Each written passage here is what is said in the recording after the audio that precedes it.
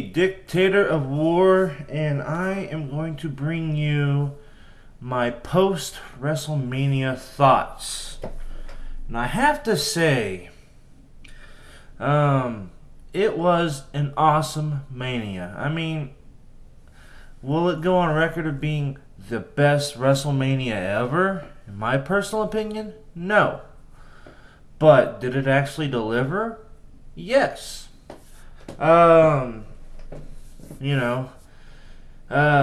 I'm actually now not really regretting that much that my dad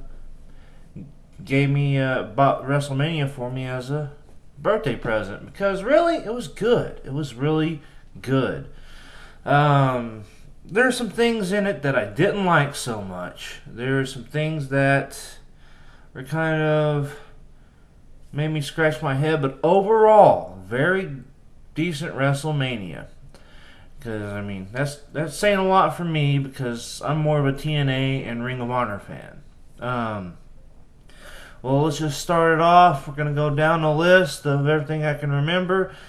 And first match that I got to see was the Belfast Brawl between Finlay and JBL. Now, the match actually was better than I thought it would be. I really didn't have much expectations for this match, but I have to say the suicide dive that Finlay gave to JBL, awesome. That was pretty slick, you know. I mean, there wasn't too much to the match that really got me too excited, but it was alright. Wasn't surprised about Hornswoggle being there. Honestly, I think he should have been bandaged up and everything, but I understand why they brought him back and everything. So, the match worked out. It was a pretty decent match. Not the highest on there, but if I'd have to rate it, I'd give it 2 stars. Not bad. Not a bad match. Not bad at all. Then we're gonna move on now to the Money in the Bank. And oh my God, this was a crazy match. I mean, the high spots that were involved, fluid, awesome. I really liked all the spots that were in there. Very, very happy to see not Jeff Hardy. I wish it was Jeff Hardy, but seeing Matt Hardy back, that was, getting a chance to kind of exact his revenge on MVP from the ladder, the Twist of Fate from the ladder. Awesome. Really enjoyed that. Some of the other sick moves that were done, in the spots with Morrison when he done that. Oh my God, when he done that moonsault. Oh my God, that was freaking crazy. And then, of course, the sick move that Shelton Benjamin took onto the ladder. Oh, it was just a really good Money in the Bank. Kind of shocked to see CM Punk win it. I was kind of hoping for Mr. Kennedy or Chris Jericho, but not disappointing at all. Really good match. I'd have to give it 4 stars. Actually, 4.5 stars. Now, we're going to move on to the next match that I can remember. I might pardon me if I get a little out of order with these. Next match that I can actually remember, I believe we'll go with, it was Umanga versus Batista is one that I remember. Really wasn't impressed with this match. Honestly, this is probably one of the worst matches on the card.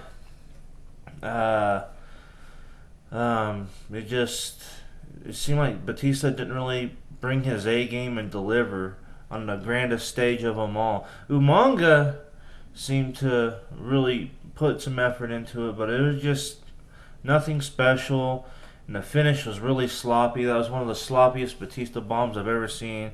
Granted, Umanga's one big boy, but it just didn't turn out to be anything special. I'd give that match about 2.5 stars. Next on my list, I think the worst thing of the night was Kane and Chavo. Kane's 5-second choke slam pin, boom, it's over. Really can't really be too surprised that ECW title doesn't have that much prestige anyways. But I felt we got gypped out of what could have been a halfway entertaining match, you know. Maybe they did it for time constraints. Maybe they did it to punish Chavo for being a TNA on Impact backstage. I don't know. But what I do know is I just thought it was kind of a fluke. Didn't bother me so much that Kane is the ECW World Champion. It just bothered me more how he won it. That bothered me more than anything else. Let me see. Next on our list, we go to Bunny Mania. Really was not impressed with Bunny Mania. It was just atrocious in my mind, and I think that technical difficulty they had with the lights going out in the middle of the match was a godsend, because the match was just hard to watch. They tried. I will give them this. The Divas went in there and they tried to put on a good show. It just didn't turn out that well for me. So honestly, I give that about 2 stars. Oh, and back to the Kane and Chavo thing. I forgot to rate it. 1 star. I would give it a lower rating, but I'm going by my system of 1 to 5 stars, and 1's the lowest, so there we go with Kane and Chavo. So back to what I was saying. Bunny Mania, the whole thing with Snoop kissing Maria, that match didn't do anything for me. But now, I got through all that to get to this. The match of Ric Flair versus Shawn Michaels. The match of the night. This is, in my opinion, the match that made WrestleMania. The emotional roller coaster. I know I am saying things that other YouTube shooters have gone on and said. Bill and Doug have even said this, but it was an emotional roller coaster. I mean, from start to finish, awesome all the way through. I mean, from the chops to the reversals. I mean, I was so engrossed and emotionally involved in this match, even though I knew in my head, in my heart of hearts, that this was going to be Ric Flair's last match. Some of the spots and some of the false finishes actually made you think that this was going to be, Flair was actually going to make it at Mania. But alas, we finally got to see what we all knew was going to happen, and it was so emotional.